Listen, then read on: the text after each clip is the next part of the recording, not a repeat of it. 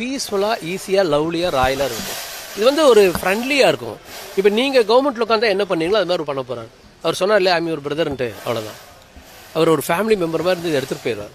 இங்கே ஸ்ட்ரெஸ் இருக்காது, கவர்மெண்ட்டுக்கு உங்களுக்கு நடந்துக்கிற ஒரு கேப் இருக்காது.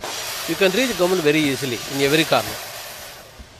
முதலமைச்சராக ஒரு கையெழுத்து விட்ட முதல் கையெழுத்துக்கே வந்து எதிர்த்தரப்புல இருந்து பல கருத்துக்களை வந்து முன்வச்சிருக்காங்க. அதெல்லாம் எப்படி ஃபேஸ் பண்ண போகிறோம்? அதெல்லாம் ஈஸி. இப்போ ப்ராக்டிக்கலாக நாங்கள் ப்ரூவ் பண்ணி காட்டிட்டு போயிட்டே இருக்கோம். நாங்கள் பப்ளிக்கு வேணுங்க செஞ்சுட்டு போயிட்டே இருக்கோம். ஆக்சுவலி அவங்க சொல்கிற கருத்துக்கள் எங்களுக்கு தேவையில்லை. They are hockey plays, we are cricket players. Them drama is different, our play is different. So we are going to successful.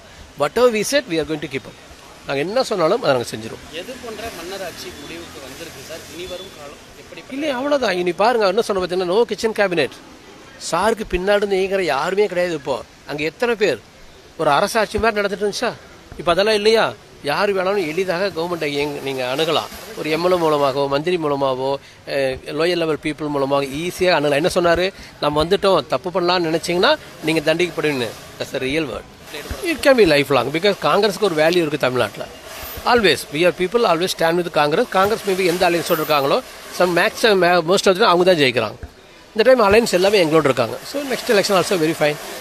Central also Vijay அது எப்படி சார்? நல்லா இருக்கும். எக்ஸலண்ட்டாக யூத் பீப்புள் 70s born 2 பேரும். another 25-30 years, even more than 40 years also possible.